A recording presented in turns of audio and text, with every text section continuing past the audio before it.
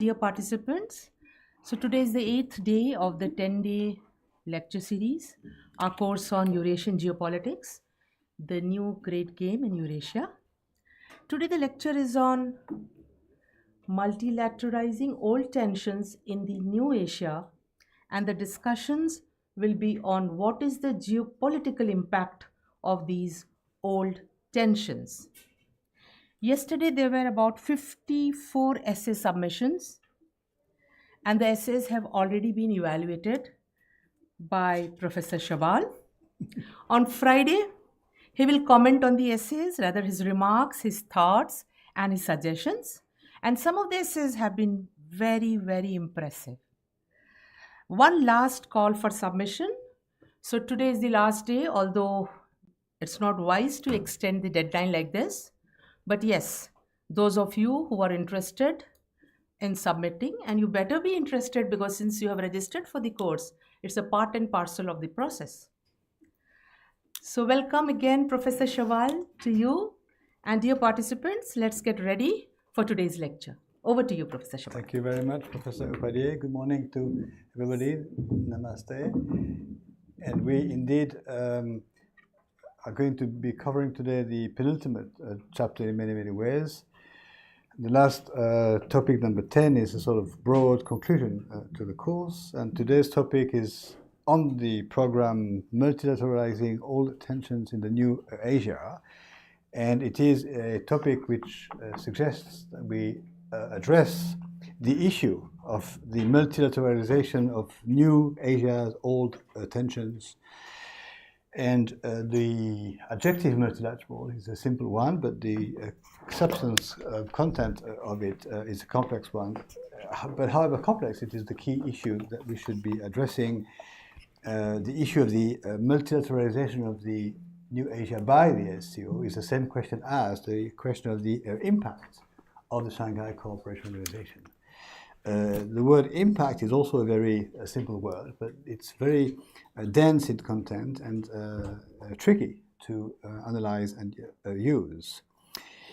I think the easiest approach to the concept of an impact is a contrario, or the counterfactual approach, and asking ourselves the question, what if not? What of the Asia in the post-Cold War had it not been for the emergence of the Shanghai construction? Where would we be today in the Sino post-Soviet, Central Asian, South Asian, so on, sphere, East Asian and West Asian sphere, without the existence of the SCO, and for that matter of a number of other organizations, which I have presented already twice, whether they were newly created in the 1990s and afterwards, or whether they were reactivated in that period of time. Now, of course, we cannot answer the question, what if not? We cannot guess what the present would be if the past had been different, but we can imagine what this would be. The reason why I insist on the concept of the impact or the consequence of the concrete multilateralization of the region is because when I first presented my research to a number of fora or colleagues, this is the question that came to me immediately. You know, you're talking about the New Asia, you're talking about the Shanghai construction, but concretely, what does it do, or what does it change? What is the impact of the construction? And this is a question that has been coming to me for the past 10 years or so, whether I present to colleagues in academic circles or whether I talk to practicing diplomats on occasions, rare occasions when I have them. And so in that sense, I have come to think that this is the only essential question. The question of the essence of the process, the essential question. And I use the word essential in the sense that Stephen Lukes used it for the power debate. What are we interested in when we talk about power? What is the essence of power? In his case, what is the essence of the Shanghai construction? And more generally, what is the essence of regions? What is a region? And so this brings us to the following approach in this chapter today, before I come to the paragraphs. Two questions that we should be able to answer, although they are difficult ones. Is the New Asia a region? And does the SCO contribute to the construction of Asia as a region? These are the two questions, or the research questions, if you wish, that we should keep in mind. Having said that, I have prepared 4 paragraphs which are on the screen.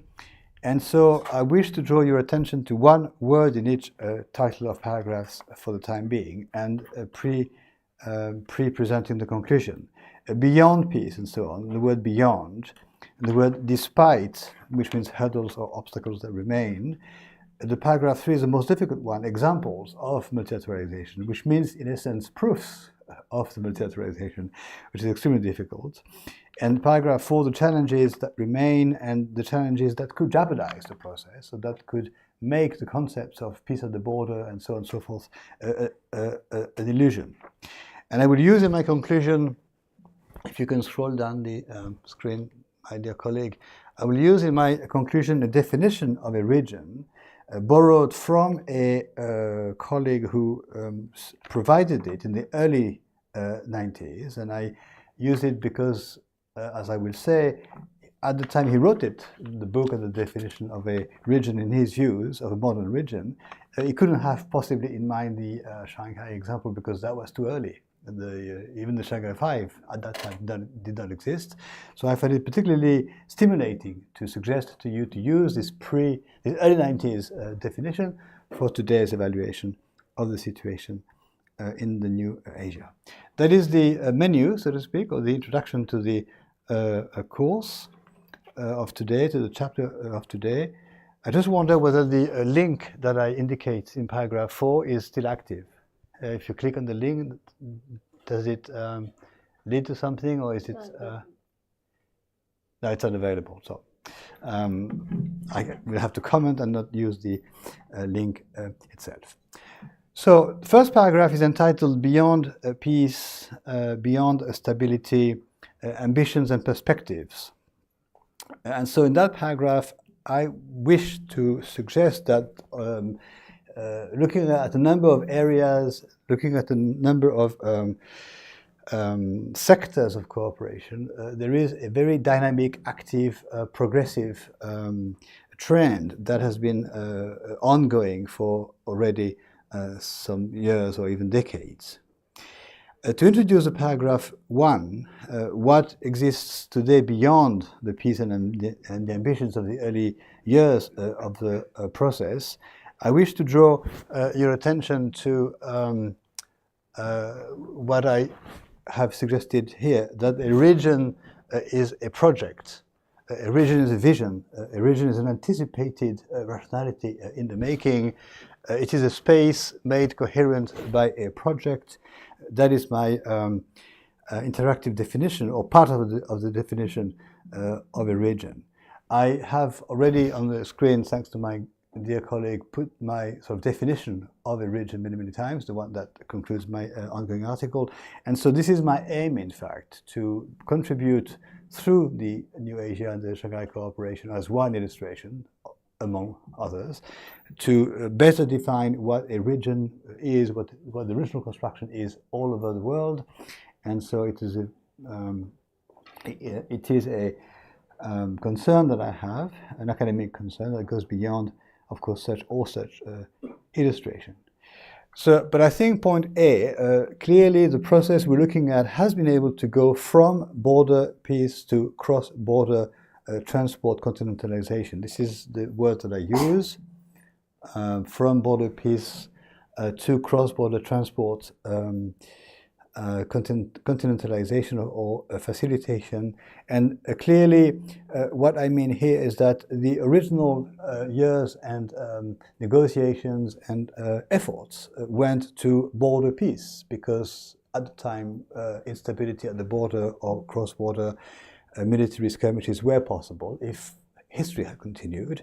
And so not only was the preservation of borders, however, there are some remaining issues, I will come to them later, especially between China and Central Asia, has been a reality, but things never stopped there. This is my point, that as soon as one step was reached, the second step was envisaged, and so this was the demilitarization of the borders, and then very quickly the cross-border dynamics, meaning that, as elsewhere in the world, borders become functional entity, it's no longer lines of absolute separation, and they conceive of themselves as facilitating the passage through the border. What the Europeans call free movements is the concept we use, but this is the equivalent exists elsewhere. Clearly in West Africa, if you look at the construction of the West African economic zone, where the exact name is Economic Community of West African States, and the other one is the Economic and Monetary Union of West Africa. If you look at the way they work and operate, they operate in the sense that borders remain, of course, as an administrative and fiscal and lines of distinction, but they're no longer points of blockage, at least in Europe and West Africa. The same applies to any common markets or trading zones in Latin America or elsewhere. So borders change their nature in that sense. Peace at the border, even demilitarization, is not the end of the process. There is always a next step suggested, sometimes difficult, sometimes there is a reversal on the process. But so this is a way also to go from high diplomacy to applied logistical cooperation. And what characterizes the expression from border peace to cross-border transport continentalization is the fact that the concrete next step was the transportation of goods, cross-border investments, but in particularly the building of infrastructure to facilitate the transport of goods and of energy across the borders. So to conclude on this point, if we were to go back in history and look at the issue of the borders, I repeat, the main examples I have in mind is China and Central Asia.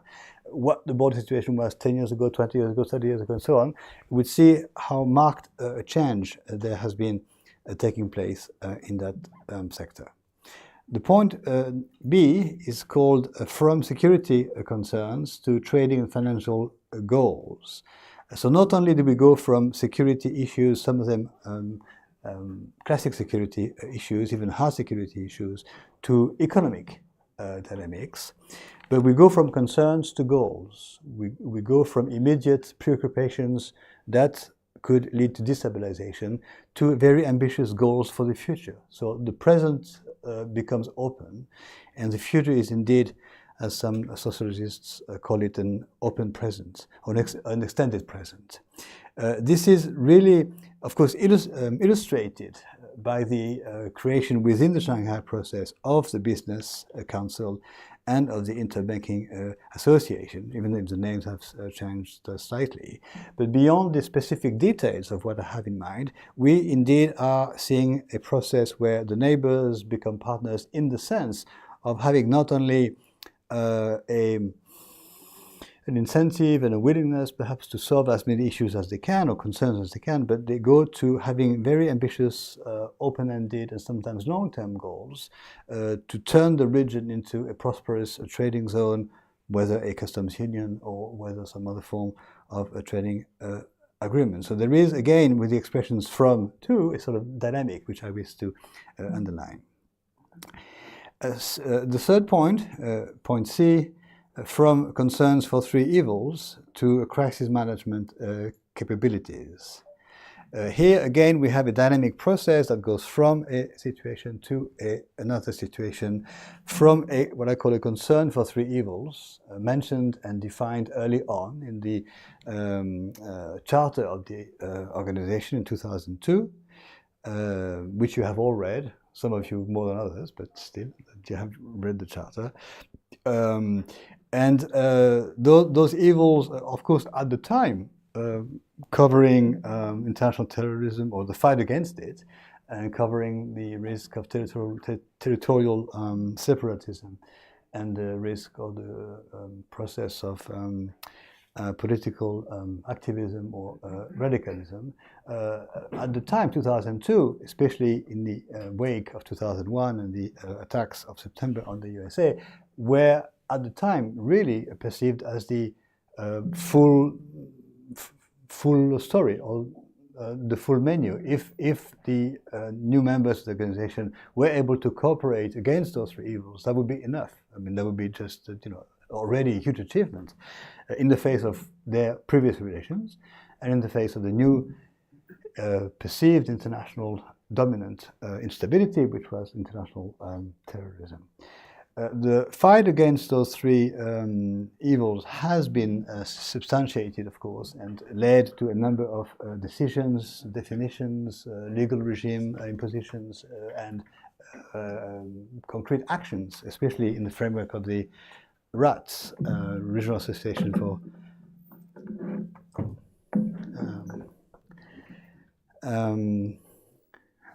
regional anti-terror structure, but more widely and much more widely, this has led to what I call crisis management capabilities in the form of the joint military exercises.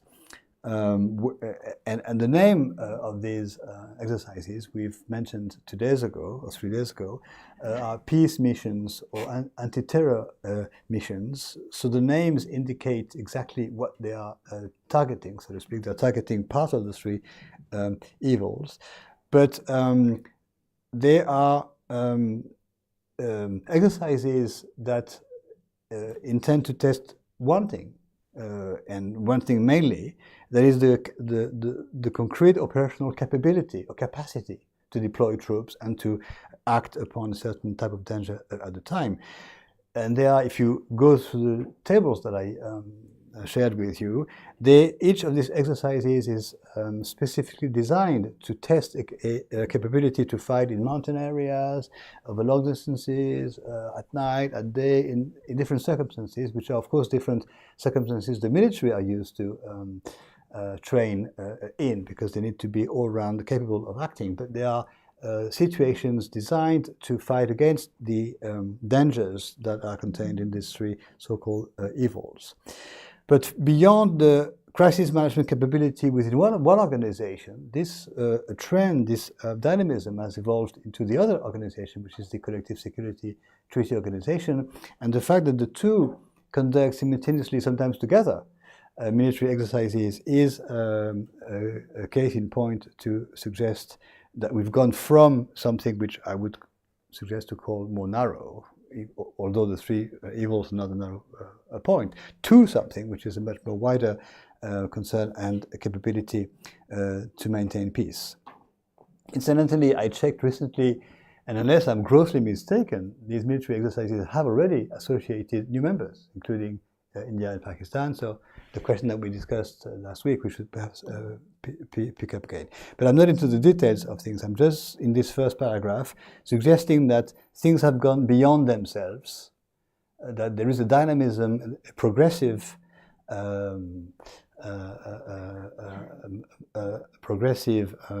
construction, which clearly has characterized a period of time which is short. If you go back to 96, 2001, it's 25 years, 30 years. If you start in 2002, 2003, it's even less. So in 2 decades, we've gone from the absence of a capacity or capability or agreement or will or common concern to a real capacity to be among partners capable of certain types of actions. And this testing, I used the word test some days ago to suggest that until a test is actually met and realized and overcome, we cannot say whether the efficiency of such or such a structure is real, but perhaps we don't need the test as such if there are some operational exercises conducted, but not only in the military. There is also a progressive construction involving the banking agreements and the financial sectors and the trading centers and the logistical transportation sector in general. That being said, we should look at paragraph 2, which begins with the word despite. This has happened despite, of course, enduring bilateralisms and the difficulty of multilateralization of the situation. There are points to be mentioned that are part of this paragraph, which suggest that we should not stop at the existing or the existence of institutions. We should ask ourselves the questions of what are the impediments or the limitations of what is on paper progressing as I've just suggested it is.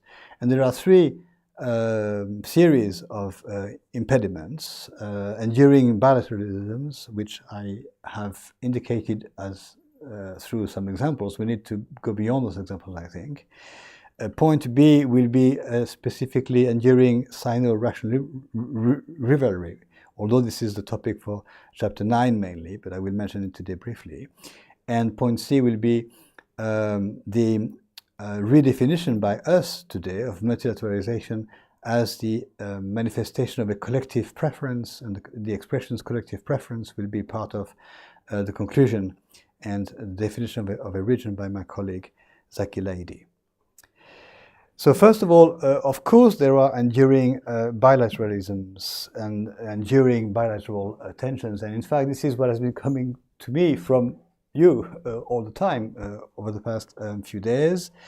The bilateral difficult situation or rivalry between China and Russia, the relation between India and Pakistan, the relation between China and India, and also the tensions between, on the one hand, Kazakhstan and Uzbekistan, and on the other hand, Kyrgyzstan and Tajikistan, which we have mentioned and which I will go back to.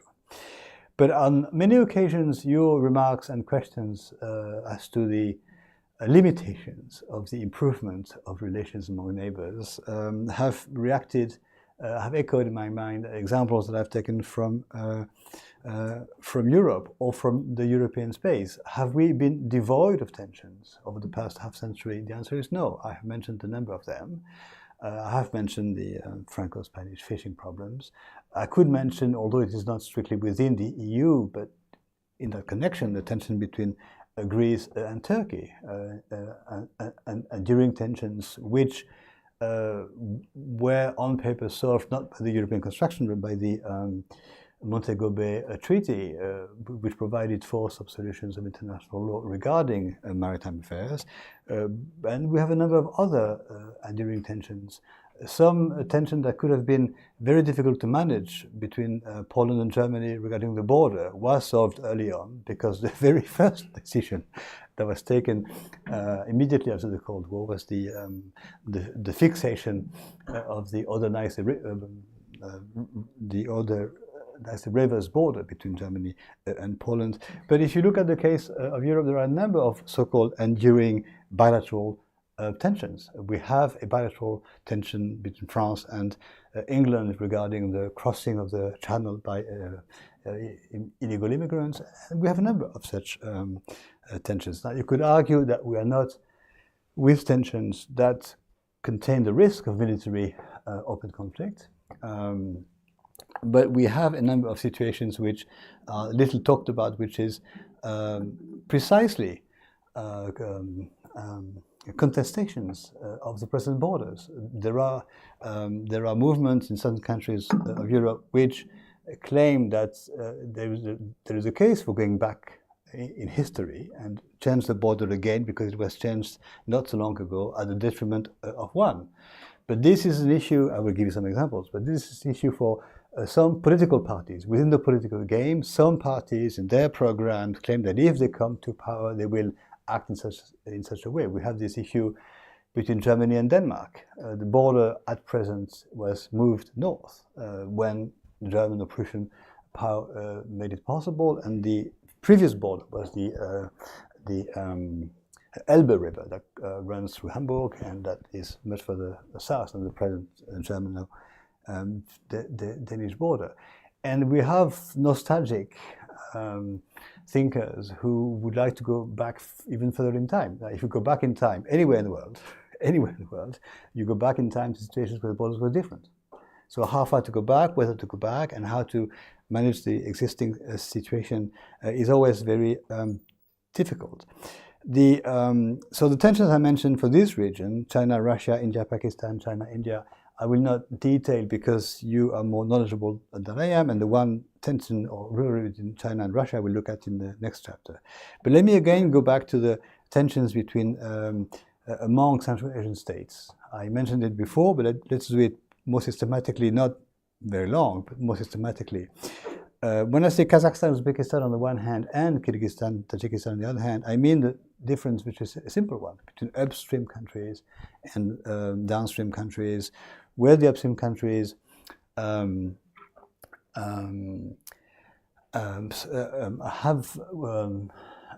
hydro resources available and stock them in the summer to use them in the winter to produce hydroelectric power, when the downstream countries need the water for irrigation and more for urban and consumer use all year round, but especially in the summer for irrigation. And the tensions have been extremely high, to the point of military threats or indirect military threats among some countries. The downstream country signaling that it was ready to go to military action if the upstream country were to continue building a dam or building a reservoir holding the water. And this indirectly also concerns Turkmenistan, which is further down the line and further west, but also a downstream country for a number of rivers, such as the Amudarya and the Sirdarya, which are the two main rivers in the region, that end up in the Aral Sea, which is almost dried up.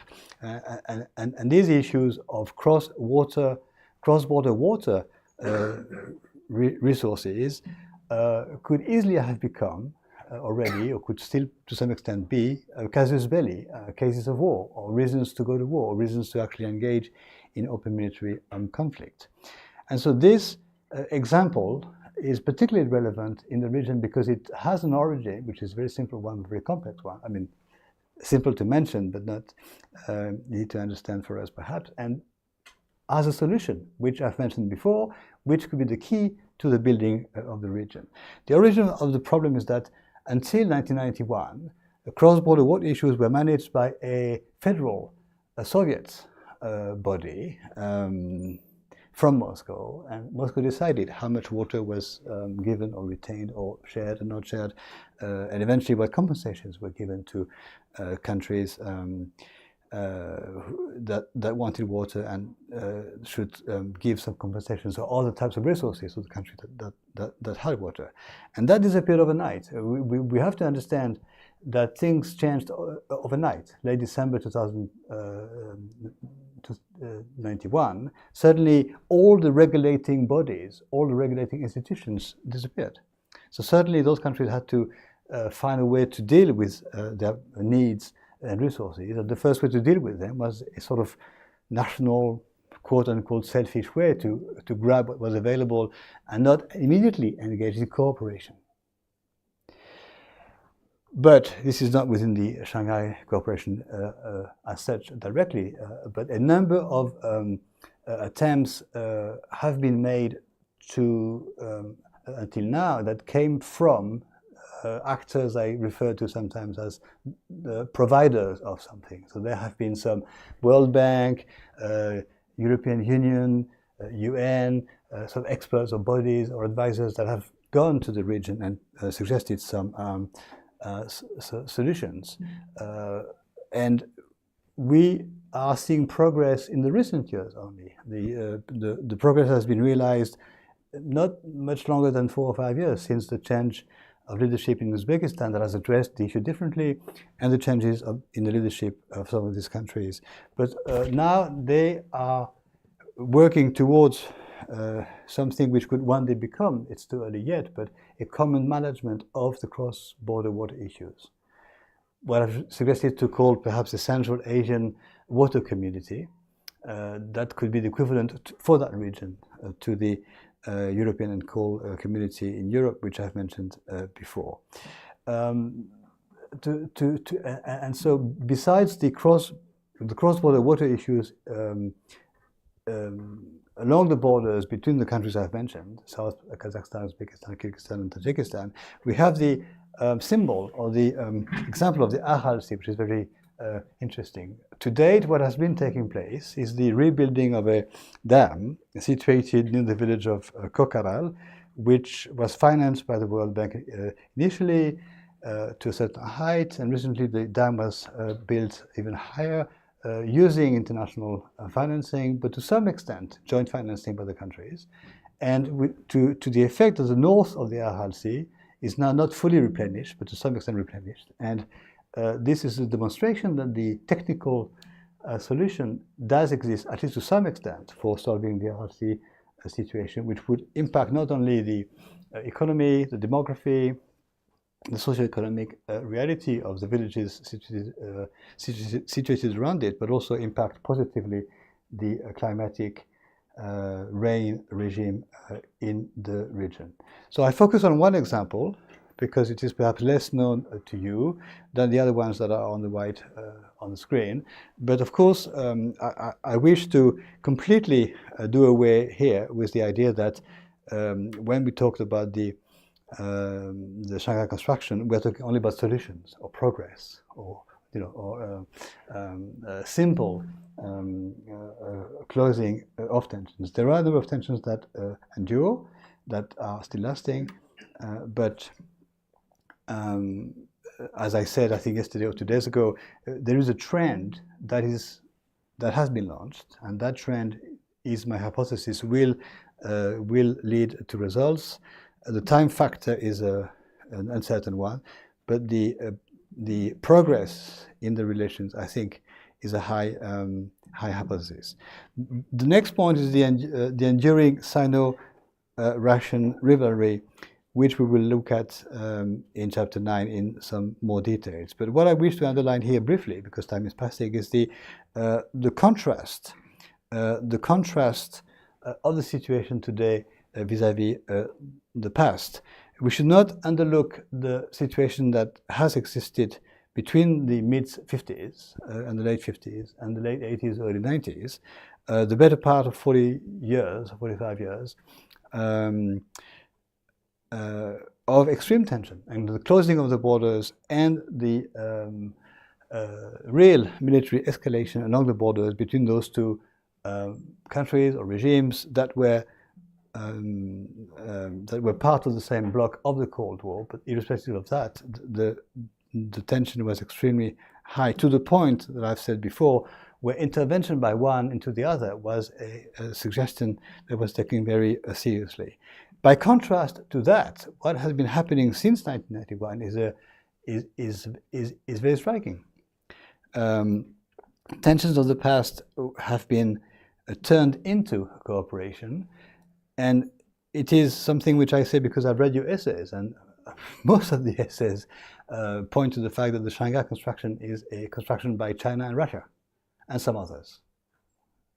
I will make a comment on that when I make a comment on the essay. So I think those two countries are a clear illustration of the way in which two states, two entities, although one has gone from a federal Soviet regime to a Russian republic, of course that is a meaningful change, but the key, okay, if you call it Beijing and Moscow, then those two actors have been able to reverse completely that type of interaction to create something completely new, which is a multilateral organization which they co-founded, in which they believe very strongly because they are entrusted with the possibility of creating common economic cooperation, prosperity, and so on and so forth. And this is a striking alteration of the previous diplomatic situation, but also a striking alteration of the geopolitical perception by the two actors. The fact that they are rivals is logical and will not go away because they are both, in their geopolitical history, continental powers. I explained this in more details yesterday. The fact that they are also with maritime ambitions is similar, so they have the same characteristics, the same similar ambitions, and the same ways in many ways to build on their power and to assert their power. But they do it in a different context. They do it, and the context matters very much. The context is no longer the Cold War. The context is no longer the uncertainty transition after the Cold War. The context is one in which, at the same time, a region, or all regions, this one, for example, is building itself, and at the same time trying to become a competitor for the other regions in the world. So what supersedes, in many, many ways, what transcends any yet enduring Sino-Russian tension or rivalry. What supersedes or transcends it is the fact that they together have no choice but somehow to be able to compete on the world stage for whatever are the present power factors on the world stage. So they have to be somehow economically credible, energetically credible, and credible in their construction of a new entity, even though that entity is not clearly yet defined. And the way in which this entity is not yet defined is through the Eurasian dimension. And here we don't have time to go into the details, but at the same time as those two countries are both calling themselves Eurasian or somehow finding the Eurasian dimension relevant to their geopolitical ambitions, they do not have the same approach to what Eurasian means. Basically, for Russia, it's the definition of its specificity. Eurasian is not neither West nor East, it's not both West and East, it's specifically different and Russian. And for China, Eurasian means basically connecting to the west of the continent and connecting in concrete logistical transport corridors to the rest of the continent. So there are a number of enduring situations which are not solved by the Shanghai construction and which are not meant to be solved in the sense of being done away with, but that are part of the broad picture and the broad context that is, irrespective of this enduring dynamics, a context that is changing. Paragraph 3 is on examples of multilateralization, the so-called proofs of what this could be, what is the impact of the new Asia. And here we enter very difficult ground where we should tread very carefully. I will use in point A a counterfactual approach by mentioning what I call the non-intervention. How can non-intervention be an illustration of the impact of the Shanghai construction in the following manner? The Charter clearly says on many different places that the countries should respect each other's sovereignty, territorial integrity, and so on and so forth, which means not intervene. So long as they don't intervene, they are respecting the Charter, and in that sense the Charter is constructing the region, if you follow my train of thought. And there have been non-interventions to date on many occasions, with one example we have mentioned before. The 2005 situation in Uzbekistan, the Andijan crisis, I mentioned again, the 2010 tension in Kyrgyzstan, in the Osh region and near the Kyrgyz-Uzbek border, I'll mention again, to characterize them, and then we'll mention some others. So what happened in 2005 is that a major socio-economic or socio-political crisis took place, the cause of which is economic tensions among basically the poorer classes and the more prosperous classes. And more specifically, what happened is that a number of employers or firm leaders were imprisoned on charges of misconduct. But being imprisoned, they could no longer offer the jobs and pay the salaries of their workers, and therefore the workers found themselves completely left out, and they demonstrated for deliberation from the custody of those employers, not on political grounds, but on simple family economic grounds, that they wanted to get the job back. But the ensuing reaction of the government was a police strong intervention, and there were some victims in that context. So there ensued an instability in the regime, in the country, and that instability very interestingly led some leaders to consider calling for the intervention of not the STO, because the STO doesn't intervene, but the CSTO, which is not the same organization, but which has as a strong initiator Russia, which is also a strong, heavyweight in the SCO. And Russia itself, through the SCO, would have been perhaps very much in favor of demonstrating a capacity to bring back order. So the temptation to call for intervention on the part of the government of Uzbekistan and the temptation to intervene on the part of the governments of the countries was there. Yet there was no intervention because specifically the philosophy of non-intervention, which comes from the SCO was indirectly applied, or indirectly taken into consideration as regards the CSDPs. In 2010, similarly, there was a socio-economic crisis consisting basically of the fact that some, let's call them ethnic groups, the term is accepted in this region, I don't like it from our region, but still, or some community-based tensions occurred between some underprivileged and often unemployed and badly housed groups and the more prosperous other groups that came from a different community.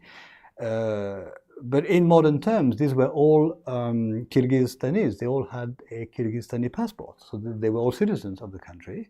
But some were of Kyrgyz ethnic origin, some were of Uzbek ethnic origin. So clashes took place on socioeconomic grounds, the poor or the underprivileged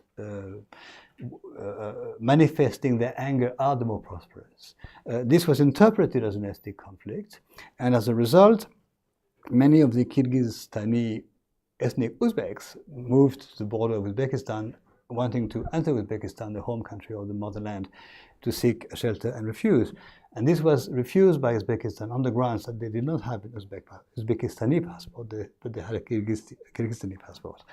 And again, there ensued instability in the country, in the regime, and for the same similar reasons, intervention was considered by the government and was considered perhaps by the Russian logical temptation to play a greater role than had been the case since 1991. And yet intervention did not happen for the same reasons. And so I see these cases of non-interventions are proofs that there is an impact of the philosophy of the SCO on the conduct of the states, because if intervention is provided for explicitly for the CSTO and perhaps implicitly for the SCO, it's vis-à-vis third parties, states or governments of countries located outside the CSTO space or the SCO space. Now we could go on and mentioning the crises that have been taking place since the last 2 or 3 decades. But similarly, there was no intervention in that sense, except for the January 2022 case of Kazakhstan, which I have said in a perhaps imperfect way, it is the exception that confirms the rule. Point 2 is the what I call the consensualization as forced, quote-unquote, forced multilateralization. Of course, I'm playing on words. I'm picking up the word consensus that exists in the charter of the SCO and building a reasoning from the mention of that so-called decision-making procedure. Article 16 of the SCO charter, which you have read and which you should read again, mentions the decision-taking procedure. It is a fairly long article, considering that the charter is, in total, is not very long. And it is interesting in the sense that if we read it with a critical eye, it suggests that there is a multilateralization which is, so to speak, the starting point and the ending point of the ways in which the members interact. I read the charter. The SCO bodies shall take decisions by agreement without vote. So it's not just only by agreement, it's specifically without vote, and the decisions shall be considered adopted if no member raised objections. During the vote or the consensus, decisions are considered to be taken if there is no objection to them. Section 2. Any member state may expose its opinion on particular aspects or concrete issues of decisions, but if he opposes them, so to speak, that will not be an obstacle to taking the decision. Similarly, states are free to decide not to participate in the consequences of the decisions or in the decisions, if I interpret the text, but their non-participation will not prevent the implementation of the cooperation projects. In other words, there is a degree to which the critical approach could suggest that disagreement or unwillingness to agree with the decision is basically ineffective on the decision. There is a critical interpretation of many observers of the Charter, hence the word in my presentation of forced multilateralization. In other words, countries that may be in disagreement with the decision don't really have a means to see that disagreement lead the way to the decision not being taken. On the other hand, if we adopt a less critical view and a more constructive view, we could suggest that this particular mode of decision-making, which by the way exists in other organizations, not just in the SCO, unless I'm mistaken again, it's the same in ASEAN, please double check for me. This mode of decision-making, which de facto suggests that there is no veto right for a member of the organization, is perhaps the price to pay for efficiency. It's a price to pay for efficiency in the context of the years 2000s and 2010s and today, in order to act quickly, in order to be able to progress in the decisions that have to be taken at the origin of the organizations regarding fundamental issues of security and the fight against the three evils and the fights against the next two evils, which are drug trafficking and human trafficking in many, many ways. So whether this is to be criticized or taken as a characteristic of the construction, I suggest the latter is perhaps more relevant. And this is a way in which, if I quote from a French author, Garot, the way in which the country is concerned pursue their interests, and the way to pursue one's interests in a region is specific and different from one region to the other region. The result of this process, as far as we're concerned, is that there is a capacity to take decisions on difficult matters that has been provided for by the Charter and implemented in the following years and decades. In particular, point C now, there has been a capacity to conceptualize and adopt and practice a common security or a common conception of security. And the important word here is common. Whenever something is common or commonly agreed upon or commonly characteristic of the historic change, it is relevant to understanding what is happening. So those countries, those members, plus the extra, the new members that have come into the picture, India, Pakistan, Iran, and Belarus, share to some extent a common security conception, at least within the SCO context. And that common security clearly is characterized by 2 points. One is that appeasement, in as much as possible, is a better solution than aggressivity. And the second point is that cooperation, when it exists, should yield to a multiplication, diversification of the forms of cooperation.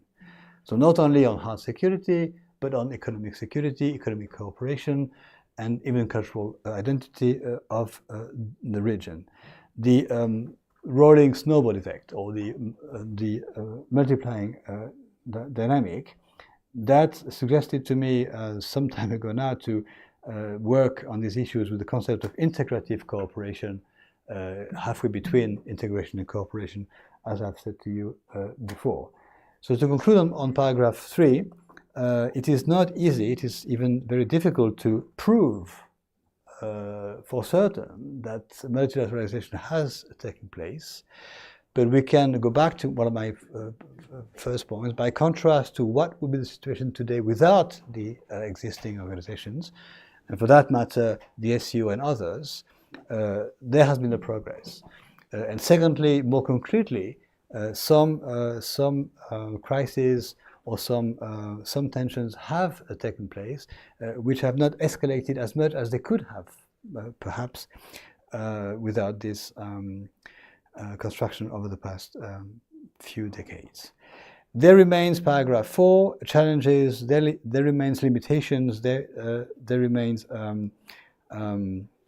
causes for more than the limitations, the cancellation perhaps of multilateralization in the region we're looking at. We are looking at a history in the making, that's the expression of Raymond Aron, l'histoire se faisant. We're looking at history in the making in the sense that the determinants, the factors, the forces at play are themselves still in evolution. We cannot look at the process yet as historians. I don't know when we'll be able to look at it as historians.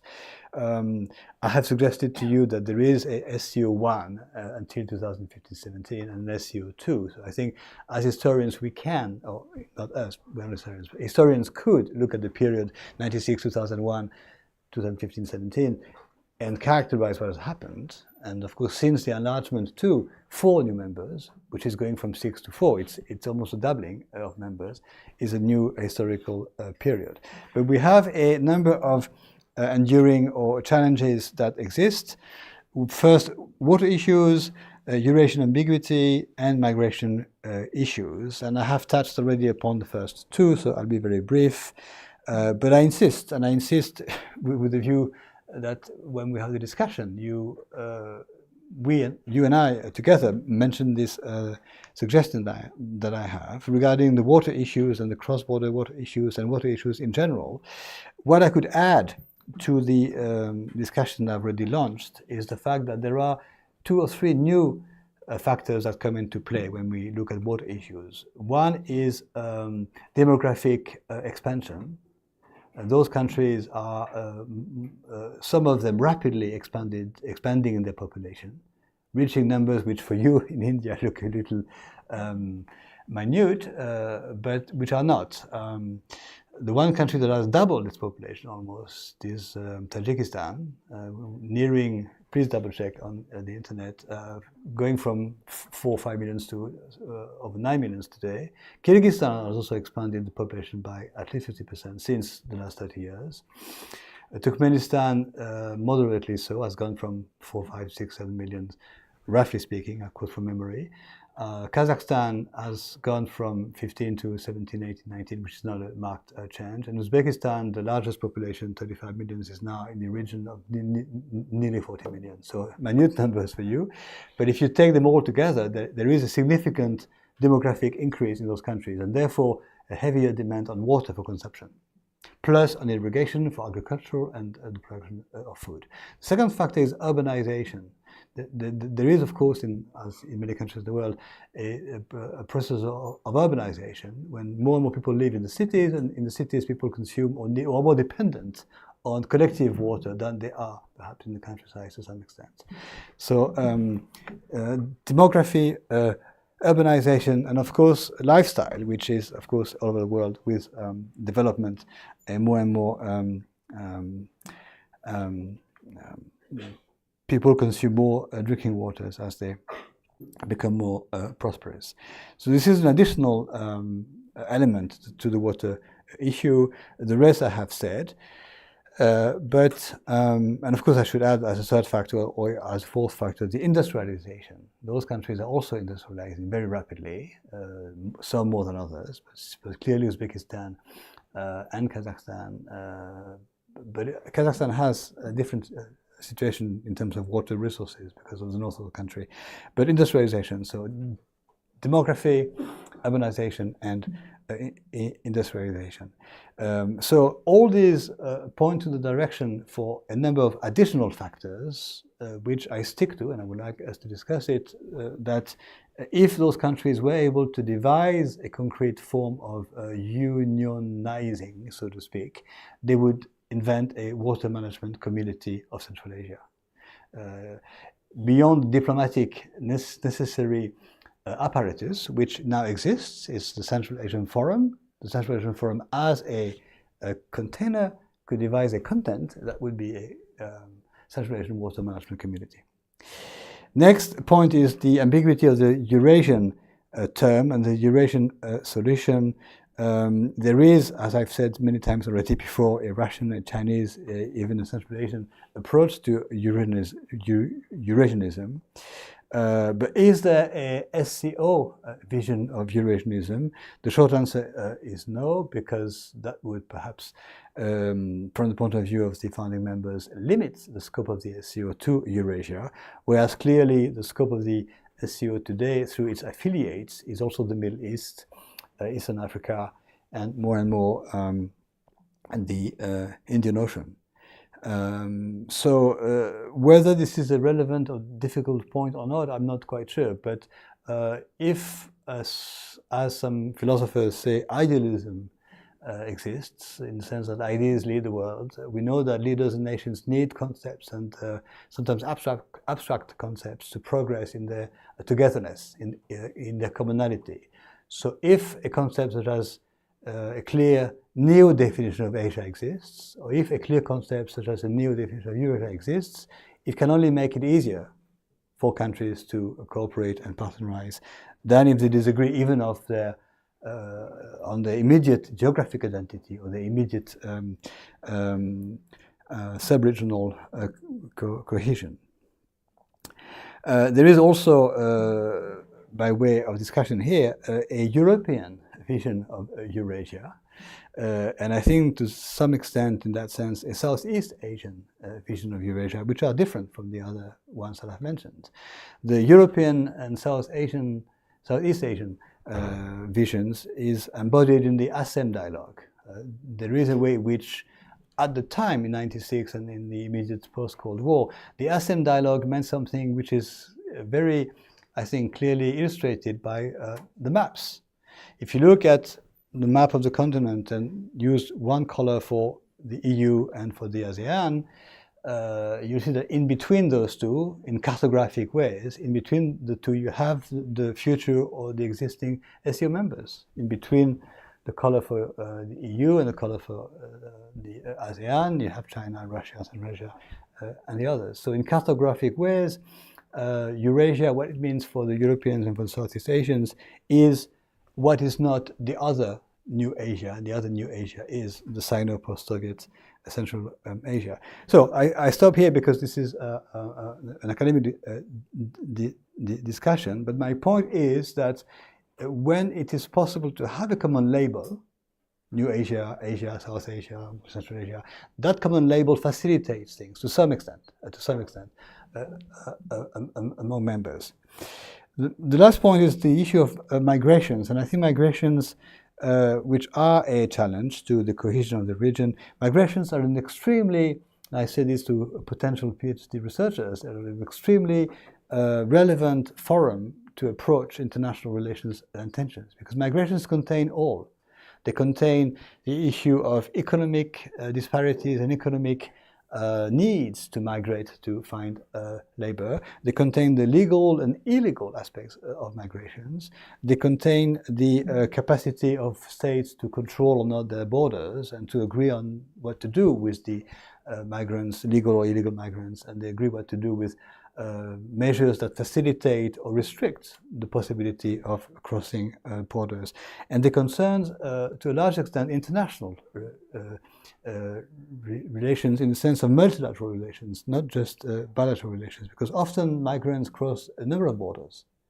In the case that we're looking at Central Asia, migrants from Tajikistan and Kyrgyzstan cross the border into Kazakhstan and then the border into Russia. And there has been a number of ways in which those countries have adopted for some time a de facto regime of not facilitating, but not preventing as much as they could migrations, because if they had, they would have prevented some of them, the poorer countries, from the remittances sent by the workers once they have migrated. So to some extent there was a way in which, so long as the workers were qualified and bringing a necessary workforce to the target country, and so long as they behaved in that country well enough and did not become political opponents or whatever, they were more tolerated than what the legal provisions said.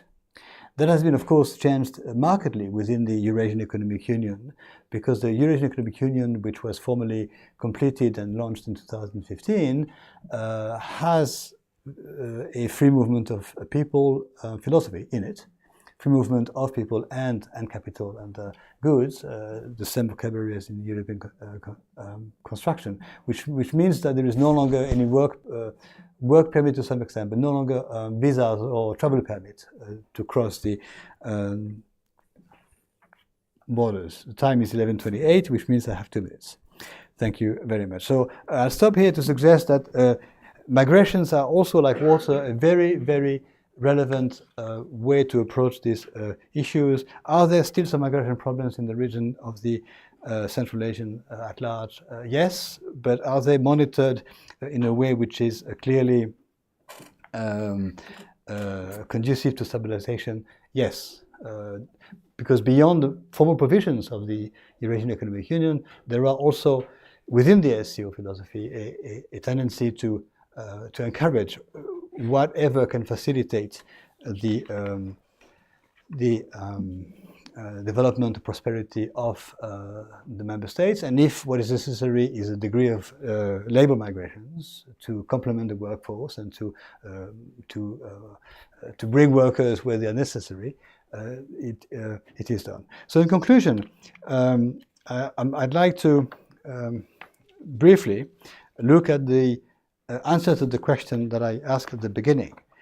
Two questions I said: is the new Asia a region, and does the SCO construction make Asia a region?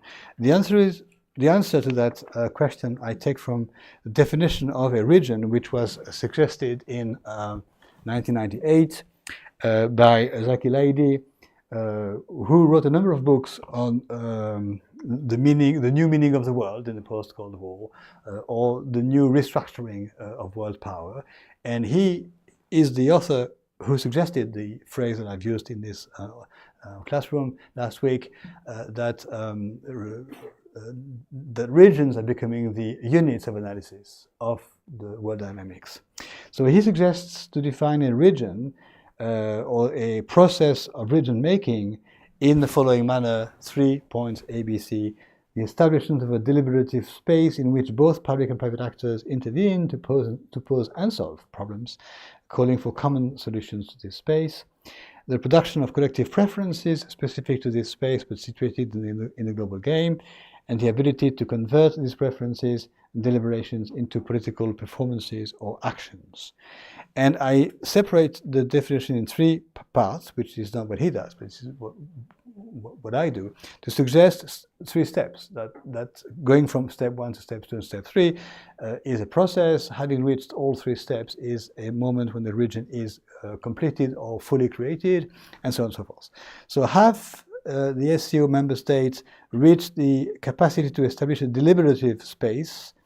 Yes, through their annual meetings and declarations, in which both public and private actors intervene. Yes, because there are public actors, of course, and also, to some extent, private actors, which is the business world in general, able to pose and solve problems, to actually to call a spade, to say what the problem is, and suggest solutions, however limited solutions may be in its implications. And the common solutions, the commonality factor, I think clearly is there. Point B, have the SCO member states been able to produce collective preferences specific to this space, but situated in the global game? In other words, to phrase and even adopt or practice collective preferences. Preferences meaning preferred courses of action by contrast to previous courses of action. The answer to me is yes. Relevant to their own problems, solutions that make sense, preferences that make sense for themselves, but also preferences that make them able to level off or to engage in a successful competition with other regions in the world. The third point is the one where we could suggest things are still progressing: the capacity to convert preferences, point B, and deliberations, point A, into performances and actions. And if we suggest that this fully realized would be what the Europeans called common policies, then to some extent this is not yet the case. So to make a long story short, step 1, step 2, in my view, are completed. Step 3 is in the making, and will take some time, because you phrase it in European terms. Again, I think the SCO has embarked much more on enlargement over the last 5 years or so, or 5-10 years, than on deepening. And the deepening, of course, is the evolution more conducive to common policies.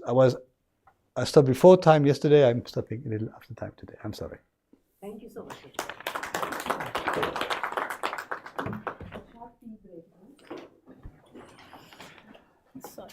Thank you very much.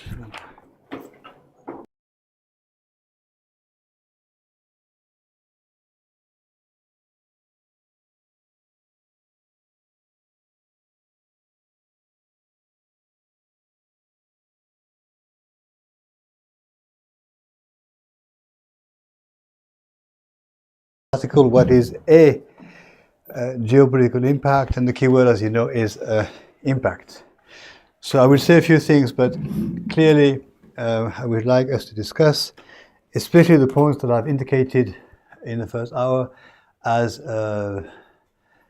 barely touched upon by me today, and more within your field of expertise and consequence. And before I come to the whiteboard, this arrow there is supposed to be a sort of summary of the course, a link or a relation between certain factors which we need to make more clear. So I will suggest a few elements of answer to the question, what is a geopolitical impact, ending with concrete aspects and starting with more qualitative and even more epistemological points. I will answer the question in two ways, from the point of view of epistemology and from the point of view of sociopolitics.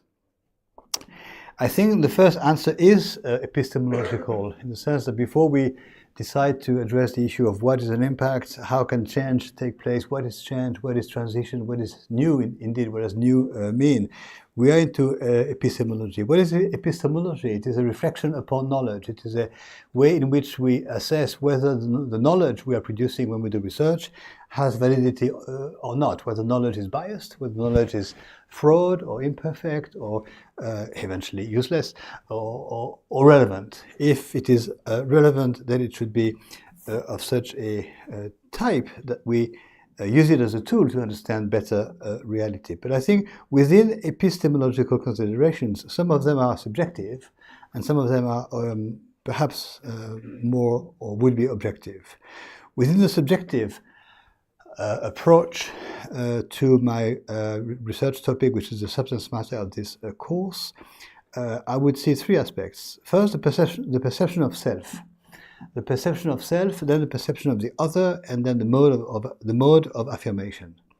This is indeed at the heart of our considerations. What is the perception of self by citizens of a country, by leaders of one particular country, or by leaders together of a region? How do they perceive of themselves? And the answer to the region we're looking at is that for the first time in 1991, they, in Central Asia, started perceiving themselves as what the words sovereign, independent, and so on mean, but in my approach, capable of decisions that were independent and that were going to lead to consequences under their own control. Decisions that were independent and going to lead to results and to consequences under their own control. And that was entirely new, and there was a necessary moment of adaptation. And I think in that respect, the historical context was conducive to the fact that those leaders, presidents of the countries, were able to achieve transitions, is the fact that they were in power before. Had they been entirely new to power in 1991, perhaps they would have been less able to assume the transition decisions, and we have a number of East European countries where the leaders were historical figures, but when they came to power, they were inexperienced, and so experience played a part. Perception of self took the direction of nationalistic, even to some extent, stance, logically so. The first step in reconstructing the self is to be self-centered, nationalistic in the sense. That is clearly a characteristic which cannot be avoided, but whether it leads to closing in nationalism or to establish nationalism with others is the question. And what happened in that region is that all countries went through a national nation building, even nationalistic to some extent, phase, but that didn't last long, and that did not prevent common perceptions to be addressed. The second point is the perception of the other, how those nations of Central Asia perceived the other or the others, one of them being the former Federation of the Soviet Union, so Russia, and the other being the neighbors, especially China, and the other being more distant, the West. There, differences occurred I've explained this to you before. Some countries tended to align on Russia spontaneously and lastingly. Others hesitated and aligned on different world actors. But the perception of the other was immediately one of complementarity in terms of economics and trade. It was immediately perceived that the only way to reconstruct the countries economically was to partnerize prosperous actors of international trade. And so massive investments took place in the countries. The economic dynamic was separate to some extent from the political one. And then the mode of affirmation, the ways in which those countries affirmed themselves was very different for almost one generation, from 1991, 1992 to the mid-2010s, and has changed since in the sense of partially, that's my hypothesis, under the dynamic of the Shanghai construction, but also having reached for themselves a macroeconomic state of development, affirm themselves both vis-à-vis the rest of the world and among themselves. So in terms of the subjective construction, what is the most delicate point is the degree of togetherness that those countries' leaders feel, or the degree of competition among themselves. And we are, in my perception, at the present, at the threshold of these two evolutions. Now, objectively speaking, what realization have taken place, what progress can be mentioned, and how much implementation is there of new measures in those countries and in that region? Well, objectively speaking, the realization of those regimes clearly is that they have reconstructed their economy and managed to conduct a multi-ethnic or multinational, multicultural construction of the nation, which was difficult because, as I explained, the communities that came from outside the region were recent ones. They were communities that had come to those countries, not exclusively, but many of them during the 20th century, and therefore the nation to be reconstructed in the late 20th century was very different from the nation that pre-existed the Soviet system. There has been, secondly, much progress in the development of those countries, especially Kazakhstan and Kyrgyzstan and Uzbekistan, in classic macroeconomic indicators of development, GNP, and most relevant insertion into the export mechanisms or export circuits of the world trade. That is an easy point to suggest. Now, implementation of new reforms, implementation of decisions is not yet complete, obviously, but that is the case for any country in the world that goes through a transition. What interests me is that when we talk about the policies pursued by those governments, we are already with a mix of policies that are clearly national ones and policies that are regional ones. The most progress that has been reached concerns the security of the region, not yet the next point that I'm going to look at, the socio-political development. But again, this is the discussion I would like to have with you, is that the difficult question of what would be the situation today had there not been the developments, the agreements, and the diplomatic construction of the past 30 years, we should ask ourselves the questions. Now, in terms of sociopolitics, two short points. I think it is very interesting in a more concrete manner that the evolution of those countries is both in many ways nation-based, but also common to the countries concerned. My own experience of the past years visiting those countries is that still until the 2010s and even before, it was difficult to come across the suggestion in those countries that they had much in common. There was a long period of about 10, 15 years where the course pursued was independent of each other. Clearly, they felt that the independence made more sense in the possibility of linking to partners and actors outside the region than within the region. This has changed, and in many, many ways, we could suggest that this is the result of two things. First of all, I repeat, having reached for some of them a degree of socio-economic economic development sufficient, they are now considering that the neighbor is a logical partner, even in economic terms. But also, there is an impact of the collective construction of the organizations, especially the Eurasian Economic Union, which does not comprise all countries of the region, which has created a degree of imbalance in the economies of those countries, but which is today a reference to commonality, to cross-border commonality, even though there have been some negative impacts of the early formation of the Eurasian Economic Union, in the sense that certainly tariffs were lifted, and so the real competition among products was revealed, and some products were not competitive in some countries, and so imports from the other member states of the Union took over the national productions in those categories. But there is now much more and more commonality pursued and perceived in those countries.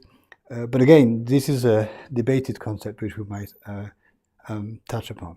And the last point is that in terms of sociopolitics, beyond the national or the national level or the level of the dynamics among those countries, there is a truly international level to be looked at. And so what has changed in that rapport between the region of Central Asia and the rest of the world, I think in my perception, is that the region, not only by itself, but with, of course, the neighbors of China, Russia, and now India and others, is engaged in a world competition for power, which is the history of the world ever since it was created. They are no longer feeling that they are essentially characterized by their dependence upon the rest of the world, which they were for some of them in the 90s, because they wanted to detach themselves from the Chinese potential domination and the former Soviet or Russian partner. And my perception is that today these countries are very much becoming aware of their capacity to be a credible actor on the world stage, a power competition. Clearly so in terms of energy resources, clearly so in terms of some other rare metals or certain substances that are precious to the rest of the world, like uranium we mentioned. But beyond energy, in terms of the capacity to be, and this will be my last word for this presentation, an Asia that can say no, a different Asia that can say no from the original location where this coin phrase was invented, which was Southeast Asia and later East Asia, as I said last week. The Asia that can say no, which is not in a sense, which in my words, a negative or aggressive statement, but a statement of affirmation. In other words, clearly the question of the centripetal, centrifugal characteristics still exists, but has become much more nuanced today than before. There is a degree to which, even if I anticipate on the realpolitik or real diplomacy, there is a way in which that region is now able to engage the rest of the world and not be, what's the word, to be neo-dependent upon the rest of the world. So now we can have a discussion and questions. I've left many points open. I'm leaving this on the screen because it is both a very dated, Western, imperfect, perhaps limited definition, where the author had obviously in mind Europe, or the European construction. Sorry? Eurocentric. Huh? Eurocentric. Yes, yes. Well, at least Europe-based. Eurocentric to me means that this vision would be first valid for Europe and also exportable or sellable, applicable elsewhere. Same as my own definition that I've put on the screen a few times pretends to be valid for clearly other regions. And when I wrote it, I had in mind Central Asia, in fact, not Europe, but in retrospect, it also corresponds to Europe. All my life, I've tried to look at Asia from the point of view of Asia, even though I'm a European. Maybe I've failed, but at least I've tried. So. Yes? Sir, thank you very much for your wonderful lecture. Actually, I have three small questions. Do you think that the enclaves which is situated in the different parts of Central Asia, I mean, especially for the ethnic regions, enclaves? Enclaves, yes. So, does it also having an impact of, certainly it is for their national living and for other things, but whether it is also a factor in your new Asia? Number one. Number two is, especially as you have already mentioned, the drug trafficking and religious radicalization. Drug trafficking and religious radicalization is also it may be a significant factor for New Asia. Thank you very much. Is it possible to have the map and show the area that connects Uzbekistan, Kyrgyzstan, and Tajikistan, not far from the Andijan Valley, but shows the borders having what we call in French a snail shell sort of shape, very intricate, and once they became international borders, they separated villages and families, communities, and some valleys, and that has created a socio-political issue of a real kind. It's difficult. Can you have an option where we have colors for countries or not on this system? Yeah. We no longer stand up. We use this now. Where's the border? Kyrgyzstan comes all the way down here, so to speak. Uzbekistan encroaches inside here, and Tajikistan is. So you have this area where the borders are absolutely impossible to manage in the sense of having, as I said, separated the local traditional geomorphological, sociological life. People find themselves having to have a passport in order to visit their relatives or to go and farm their land and come back home in the evening and cross the border. So this is a particular complicated situation that we should hope finds a way to be facilitated. In fact, in many regions of the world, you have sometimes a specific, what is it called, transborder pass, so to speak, so that people who live in one part and live somewhere. This happens for people who work in Switzerland and live in France, for example. They have a specific pass, they have a specific tax system, and so on to facilitate things. But this is a legacy of the past, and it will not go away. Borders will not change, I don't suppose, because these borders were established a long time ago. Unless I'm wrong, in the pre-Soviet times, already by the Russian colonizer. So why I smiled when I listened to your question is because I recently had an occasion where a geographer looked at an article written by a political scientist and criticized the article for being too general and vague in a sense, not taking into account this micro border problems. Whereas the article was on a macro construction of the region, and enclaves or exclaves are a characteristic of many parts of the world.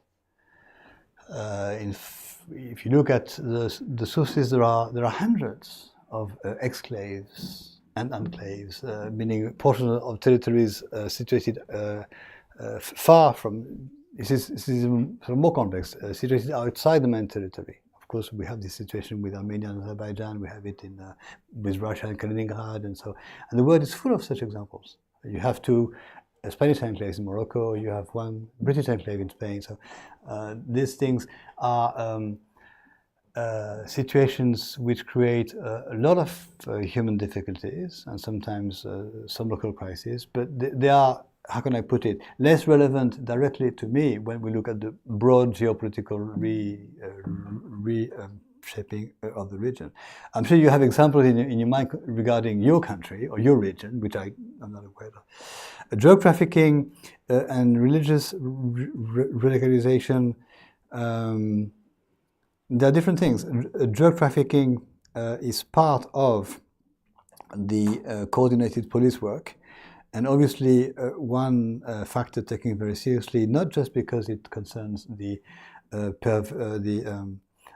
perverse impact it has on the real economy, but because it affects certain territories more than others and traffics cross borders. So if it is the case that drugs originate in Afghanistan or in that part of the world, for one main location, there are other main locations in the world, then they cross 2, 3, 4 borders before they reach the European market.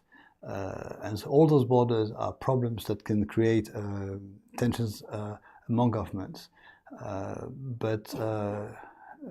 So what has happened in that region is that the fight against illegal cross-border movements is now equated and conducted together, whether it is cross-border illegal radical movements or whether it is cross-border illegal drug trafficking movements, and all types of traffics, whether traffics of drugs, traffics of ideas, traffics of are taken together in the sense that the fight against terrorism, which is one priority of the Shanghai construction, is now a fight against terrorism and drug trafficking and all sorts of destabilizing factors. But so the means devoted to the fight against drug trafficking are extremely high and becoming higher and higher. The efficiency of the fight against drug trafficking, of course, is always limited. Now, the last point is interesting because what you call religious radicalization as a source of instability and danger, I think all regions have this sort of have a form of radicalization which threatens the cohesion of the nation state. Whether it is religion or other ideas that threaten the cohesion of the nation state is one thing. I will take an example which is perhaps to use a surprising one, but the way in which in my country, France, there is a radicalization that could threaten the nation state, but in the following manner. The French Republic is based around one very simple concept, that the Republic is one and indivisible. And that is an overarching part of the Constitution, in the name of which we have limits to, for example, decentralization, autonomization. We cannot go as far as Spain, which has given almost lawmaking capacities to the autonomias. And we have limitations to deconcentration, decentralization, all the reforms that can bring decisions away from the center to the local level. And so we have at present a tendency to contest the unity of the Republic. That's what we call it, which is the same as the unity of the nation, but we call it the unity of the Republic, by the emergence of what we call communities that want to be recognized and affirmed by themselves. So we have economic communities, we have local communities, we have migrant communities, and insofar as they claim to have specificities that should be recognized by the state, perhaps by the acts of parliament, as different from the rest of the nation, we have a threat to the unity of the republic. So that's a form of non-religious radicalization that is intellectually relevant to your question. Of course, religious radicalization, in terms of what we are discussing, is the opposite of secularism, or a threat to the secular nature of the state and the constitution. And in Central Asia, all the constitutions are secular in that sense. They have borrowed in many, many ways, and not borrowed. They also echo what the French have called the separation of the state and the church, and the fact that the state is a secular construction. That religion is perfectly welcome. All religions are perfectly welcome in the case of France, but they are something separate from the state, from politics, from. I'm quite sure these terms mean different things in different nations. So I'm not going to go into the whole array of examples in the world, but what is common to all illustrations is the acceptance or reluctance to cohesion. Unity is what it's called, but cohesion or coherence. And so the challenges to unity, in that sense, exists in every country. Every country manages it differently. There is, in terms of constitutional law, the federal solution, to have a federal system where the states are recognized in one particular chamber, and in that sense, there is no disparity created by demographic imbalances. In Kazakhstan, interestingly, they have a parliamentary body which is called the Assembly of Nationalities, I think it is called. So it's not a second or third chamber of the main parliament, but it is a sort of parallel debating chamber where all nationalities, on the basis of one nationality equals one voice, or one vote, is present and represented, and can make a case for suggesting to amend the acts of parliament of the country to recognize, to foster or protect or whatever each nationality. 120 plus nationalities in a country with under 20 million inhabitants. So that's a huge diversity. And I found this example in Kazakhstan, I don't know whether the other countries have that, extremely interesting. And that they have a parliament in its own right, plus I think it's called the Assembly of Nationalities.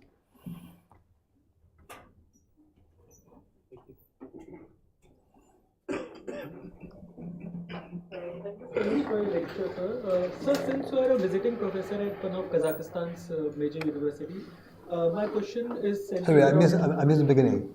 My question is centered around Kazakhstan. Like Kazakhstan draws many parallels with Ukraine.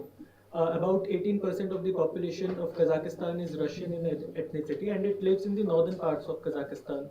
So, sir, basically, how imminent, according to you, is the threat of Russia violating Kazakhstan's territorial sovereignty, and how imminent it is in the mindset of the general Kazakh populace and the Kazakh policy makers? Well, I'm not quite sure your question is entirely academic, but it's a difficult one to answer as you expect me to say. The elements of answer which I derive from academic analysis is that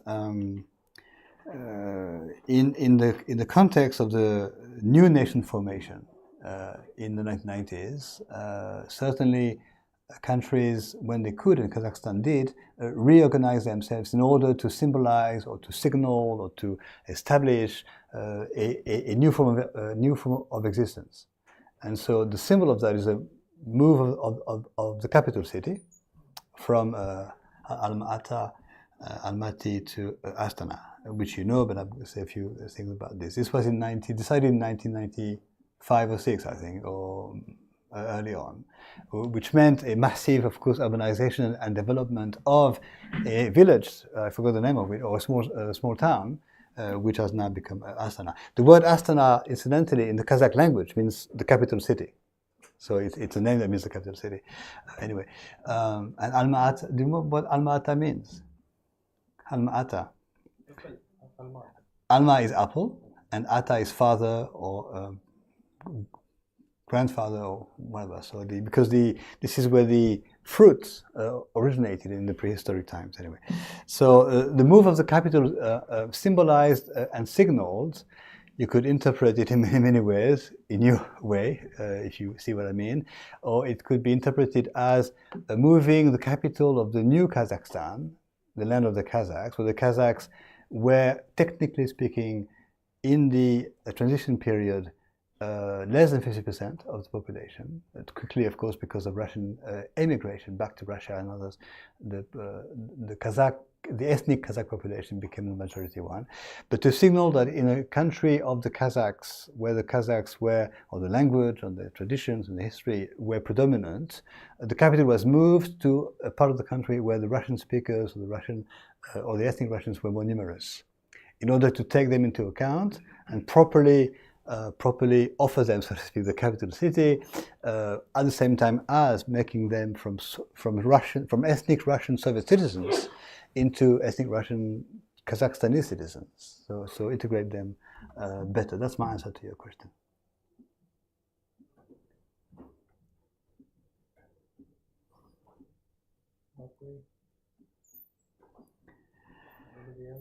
I did leave open to you, yes.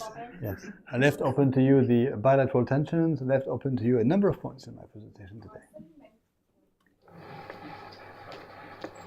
So you mentioned about Eurasian ambiguity in your lectures. So I would like to ask that how does the concept of Eurasia, or how do these 5 Central Asian countries see the concept of Eurasia or New Asia now?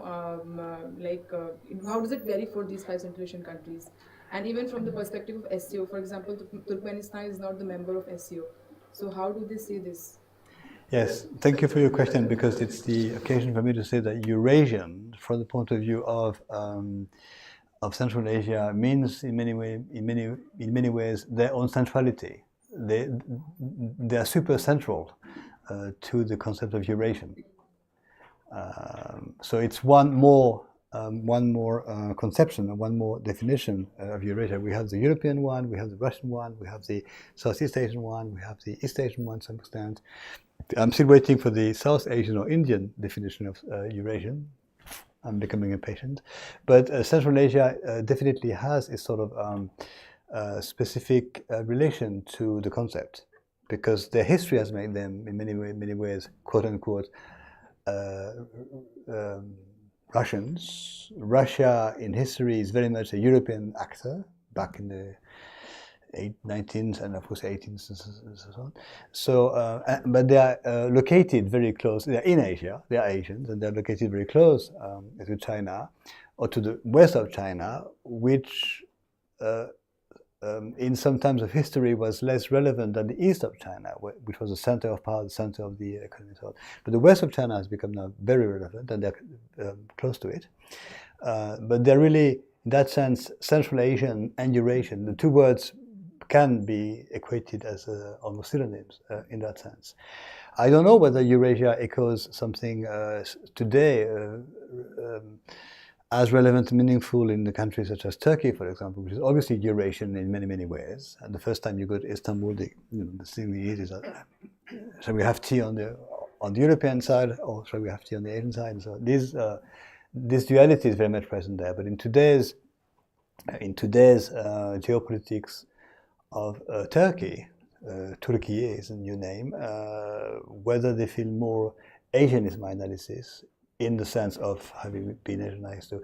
So yes, this is a term, Eurasia, which as we say in French, is called to a very thriving future, because it is a term that can be used without thinking much about it, or on the contrary, used to suggest, foster, and affirm some coherence or cohesion. And cohesion is one of my terms used to define a region. A region is a space made coherent or cohesed by a certain number of factors, and the symbolic ones of identity, definition, terminology are important ones. In other words, I borrowed this from one of my colleagues, was the moment we name a region, it exists. So if we call something Eurasia, there will be tendencies to make it exist and happen. So, Europe is a kind of geographical entity. But when you use the term European, because you say Russia is a European state. So, what do you mean by Yes. And there are several questions. But the quick answer is that I want the long answer. yes, but all terms must be defined. When I just said Russia is European, I meant in its political, diplomatic, military history of a certain period. My answers are always implicitly that. What is European? Russia also wants to be a European country. Many of the European countries consider themselves to be European. But what is European? I was going to say my answers are very rarely. The answer is very hierarchical, and that's what I'm trying to question. My answers are very rarely geographical or cartographic. This is yes. When I use the phrase, That's Europe, not European. Cartographic answer. I'm saying European in normative terms. what's the difference between Europe and European in that sense Europe for you? can be defined as a geographical entity when there is a combination of entities, combination of states. No, I think but if when you say something European, so what is European? no, when we say European or Europe or Asia or Asian, and we mean geography and cartography, the two terms come together. If we mean geopolitics or diplomacy or military history, we mean something else.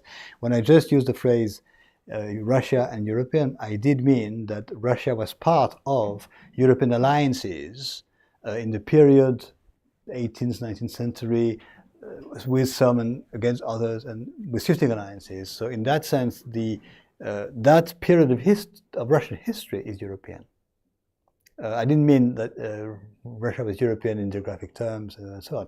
I also said that the Russian idea of Eurasia is specific, and it's been revived at present. You had this Russian thinker who came to give a lecture, Dugin.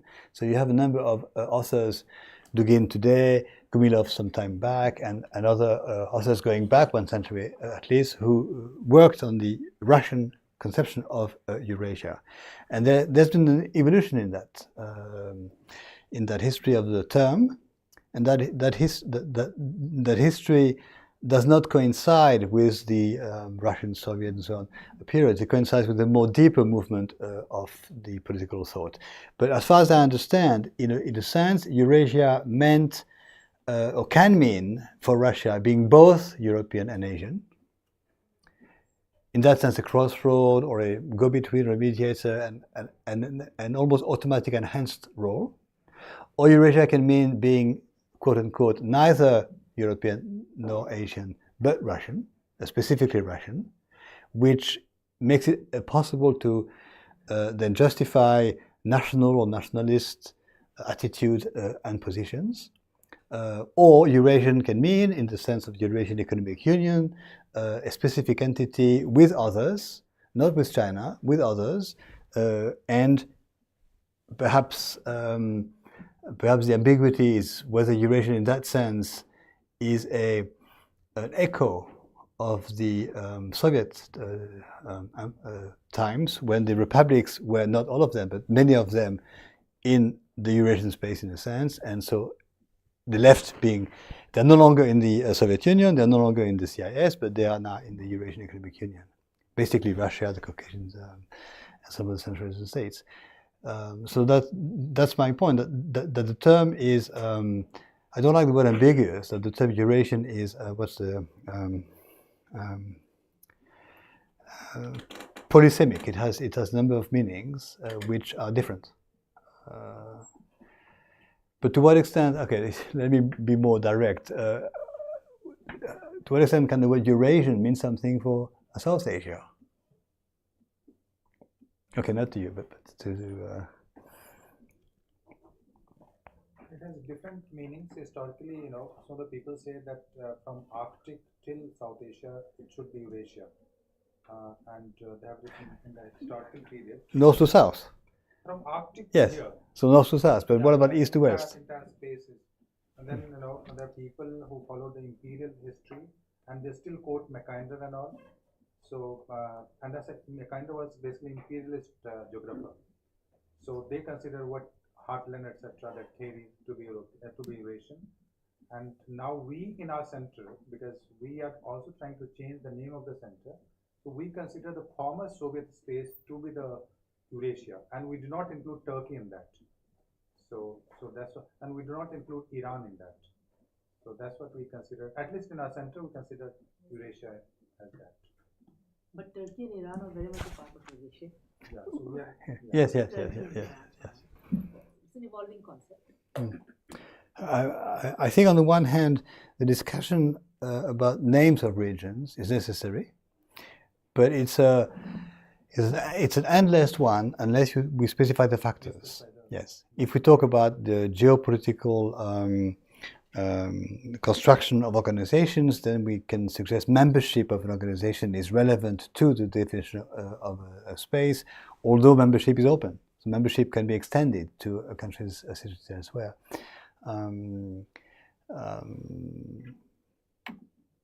Another way of approaching the issue is to suggest that one term like Eurasia makes sense by contrast to what is what is not Eurasian. But if what is not Eurasian is, for example, the Middle East or North Africa or East Africa, the rest being or even perhaps you could suggest that some parts of is a South Pacific Eurasian, for example, is a South Pacific Asian, yes, in terms of trading agreements and everything else. But so even if we proceed by defining something by what is not that something, we're up against the fact that membership changes. And so if tomorrow countries such as Turkey, Saudi Arabia, Egypt become members of the SCO in that sense goes beyond Eurasia, however we define Eurasia. So membership is a limited factor. So we have to accept from the start that whatever we try to do by way of definition will be imperfect, will be insufficient. Yes, yes. And can you just elaborate for the benefit of students, because you use those terms from the methodological point of view. You have used the term counterfactual, you have used the term epistemology. So if you can, because I want to understand the French perspective. Please elaborate ontology, epistemology, and methodology, and also counterfactuals for the benefit of the students. Well, counterfactual. And how we can use in our research. So please the counterfactual approach is the a contrario approach, meaning the approach of phenomenon through its opposites. So the what if not approach, by contrast to the what if approach, is trying to, the what if approach attempts to relate causes, consequences, or links, or to link together factors of explanation. The what if not approach is an approach that suggests that we should also look at what did not happen and why it did not happen, or had it happened, the impact it would have had on the phenomena we are looking at. When do you use counterfactuals, please? Well, as I've just done for this region, I say what would have happened if there had not been. Causation, right? Yes. Yes. If there had not been the Shanghai construction, if there had not been the post-Cold War or the end of the Cold War, if there had not been the Soviet Empire, what would Asia be today if there had not been colonization of Southeast Asia, South Asia, and so on? This is the counterfactual approach.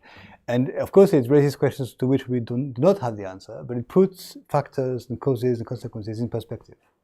Epistemology, I use the term many times to suggest a reflection upon the validity of knowledge. When we produce science, we produce knowledge. What is the validity of that knowledge? If it's objective, if it's demonstrated knowledge that we produce and that we offer our readers, then the validity is high. If it's a biased analysis, if it's insufficiently factorialized analysis, then it is of lesser validity. There are many more things to say, but the validity of knowledge is based also on the capacity to pass the test of refutability. in Kuhnian approach. So if you can refute something, even if you prove that it is wrong, you are not challenging its scientificity, which is something the mathematicians do a lot. They can prove something wrong, but it is still scientific fact proven wrong. Don't let me go too far or pretend that I could go further. But this is what epistemology means in my mind. That we have to establish knowledge and truth, or truth. We have to expose rationality, and then that, or question the validity of what we have exposed. So what I'm trying to expose is the fact that faced with the question of what to do, in 1991, 1992, the countries that we have mentioned adopted an attitude of common creation of a new dynamism, where every step taken, some of them very difficult, was almost immediately conceived as one step among many to be taken. And so this is why I often say I'm neither a geographer nor a historian, but I borrow from those disciplines, from sociology, certain elements. From geography, of course, cartography comes into play, and you can spend hours when when we can't sleep at night. You can look at a map and look at certain positions. We did yesterday for a few borders, and sort of look at them and realize how much intensity is packed in just a few kilometers. When I was a student, I wanted to write my master's thesis, but I didn't, on the border that connected the USSR and Norway, for example, up in the north. Since then, of course, there is a TV series, which I hope you have watched. It's called Occupied. And the scenario is one whereby the Russians take over Norway and the Norwegian oil and energy and so on and so forth. And interestingly enough, in the scenario, NATO no longer exists. The EU is the military capacity eventually to intervene, doesn't intervene, of course, and so on and so forth. So that particular border, which is not very long, it's up in the Arctic and it's frozen all year round, it's a very specific one. So we looked at. From history, I often mention dates, and when I mention dates, I do so because they are landmarks, and they're necessary landmarks. Often I prefer to specific dates, periods, where things change and evolve. But my reasoning is on the shifting power factors that come into play to create certain dynamics now and then. But dates, I mean, there is a very, it's in French though, but there is a very nice YouTube program by a famous professor from the Collège de France, which is the top French intellectual institution. And the title is When History Makes Dates, so to speak. So he takes a date and explains how a date is always totally relevant to some extent, but a date focalizes attention and accelerates our need to understand what has happened. But what has happened, of course, precedes and supersedes the date itself.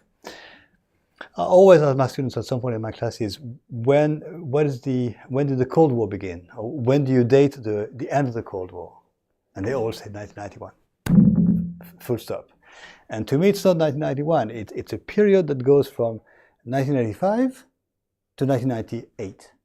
Why 85? Because that's the assumption to power of Mikhail Gorbachev, trying to reform the system, and the attempt to reform exposes the weaknesses of the system and so on. And also other contextual elements come into play. And 98 is the nuclear tests by India and Pakistan, which to me symbolize, echo, substantiate the shifting capacity of some of the world to dictate their terms, through notably the Non-Proliferation Treaty. Someone referred to a treaty of that sort, I think yesterday or 2 days ago. Was it you or somebody else? And I think I heard that what was mentioned was the Non-Proliferation Treaty of 1968, but I'm not sure. But anyway, so the end of the Cold War for me is 13 years.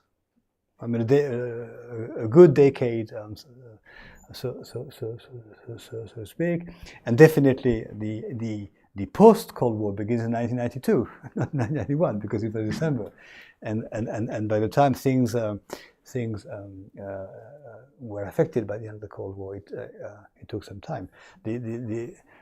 Some of the earliest effects of the end of the Cold War is the Chinese-South Korean trade, which sort of exponentially boomed in 1 year between the end of 1991 to 1993.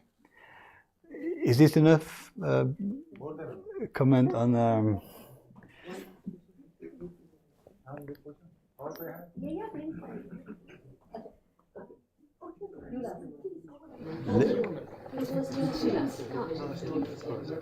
Hello, Professor. My question is like very much related to what you just spoke, and maybe sir and ma'am can help it elaborate it further, because it's going to a bit of philosophical normative.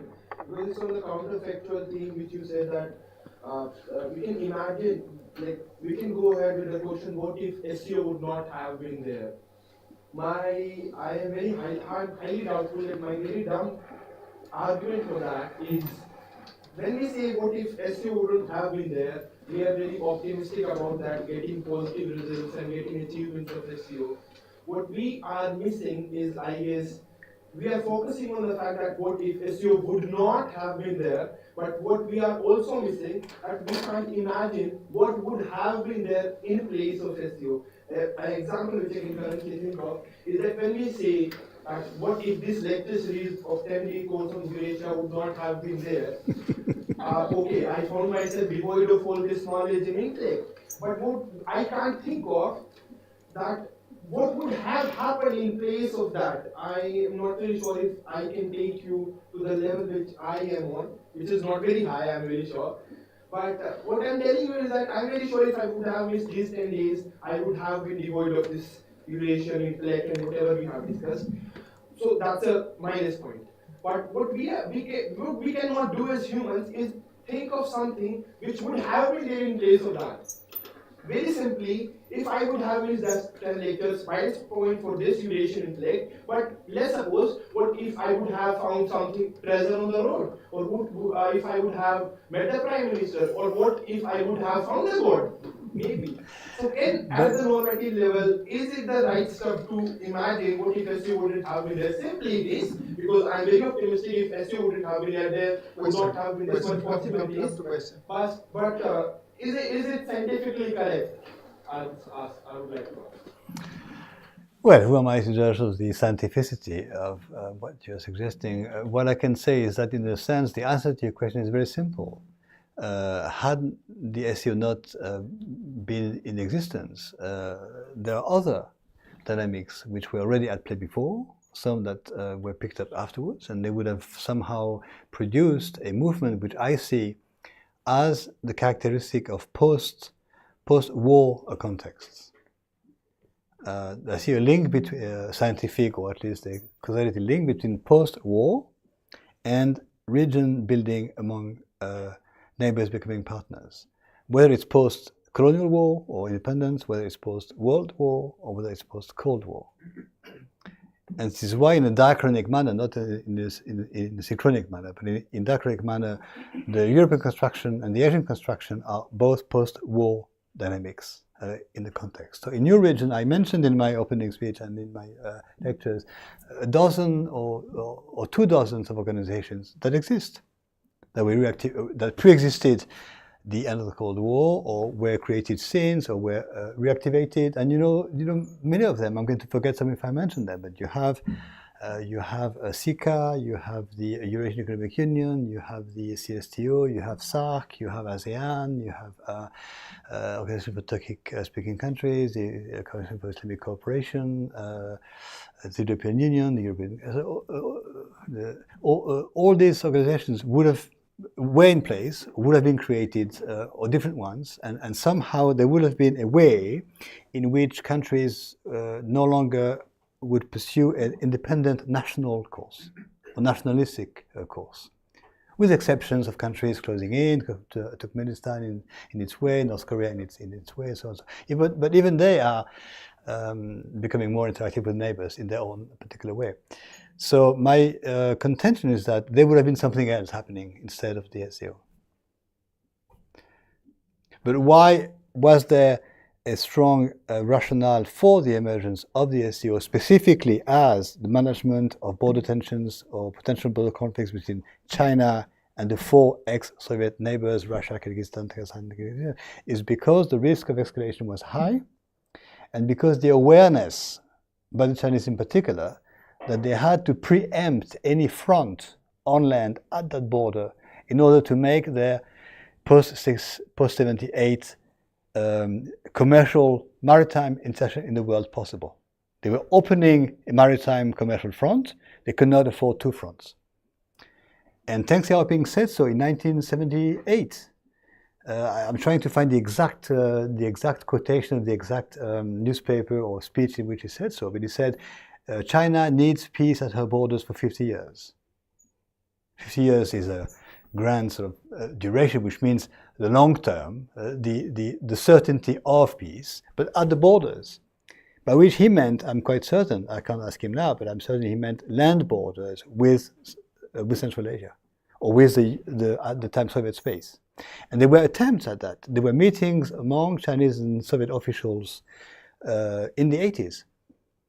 In particular after 86 or 85, 86, because Gorbachev in many ways opened a number of situations, he eased situations, not just the reforms he tried, Glasnost and Perestroika, but he also changed the Soviet management of communities and religions in the Soviet Union. He tried to, not normalize yet, but at least to retable certain discussions with China, and the borders were one of them. It didn't succeed until after 1991, but it was tried. So there was, I'm trying to find the right word, there was a natural trend towards a change. So if it hadn't been the SCO, it might have been called something, the Shanghai Five could have remained and not be transformed into the SCO with non-contiguous actors, Uzbekistan and then others, and non-ambitioning to go beyond border peace and into economic cooperation. The Shanghai Five could have continued for decades as a border management or border control body, or somehow a monitoring of military agreements. As I said to you, the fundamental military agreements among those countries were signed before 2001. They were signed under the time period of the Shanghai Five, so they could have continued. Madam. This is just your opinions, if multilateralism would not have existed, so how would have affected the world order dynamics? Wow, Just your views. even more complex Open-ended. question. I think multilateralism was, again, an unavoidable, logical dynamic that would have taken place irrespective of almost everything else, except that we've gone from a period of dominant and almost exclusive world multilateralism, the UN and all its meaning. It's a huge, when we go back to the late 40s, the creation of the UN, the world, and all the associated institutions is a huge step forward in terms of world governance and peace, however limited it proved to be. We've gone from that global multilateralism to regional multilateralism. And the world today is characterized, in my analysis, and I think I'm very clear about this. The world system is made up of regional multilateralism and inter-regional multilateralism, which used to be called trans-regional, and which now is called inter-regional. Words change. The world governance on the world stage has proved very limited in terms of its efficiency. And as I've said to you last week, unless I'm wrong, there have not been any creations of world-level organizations, and all the ones that exist are within the UN. Am I wrong or right? The World Bank is a UN thing. The IMF is also within the and the WTO and so on. So something else will have happened. But thank you for your provocative question, echoing my own pretension to make sense. We meet today for essays going back to you, and Friday for the last moment. Anybody who has not turned in the essay, please give it to us. Today is the last day. And promise me, but I will say it again when I have the floor on the essay topic, no longer to ever say or write China, Russia, and the others. So I've written in red ink with a question mark, on all essays. Please quote Kazakhstan, Kyrgyzstan, Tajikistan, Uzbekistan, exclamation mark. And some of you are not up to date. Some of you refer to the 8-member SCO. So it's 10-member. Just joking. Everybody, so tomorrow we meet again. Maybe come for a group photograph. Come forward, please. So I always say no and then I say yes, so I should be more specific. Let me go to my notes. Tomorrow is the...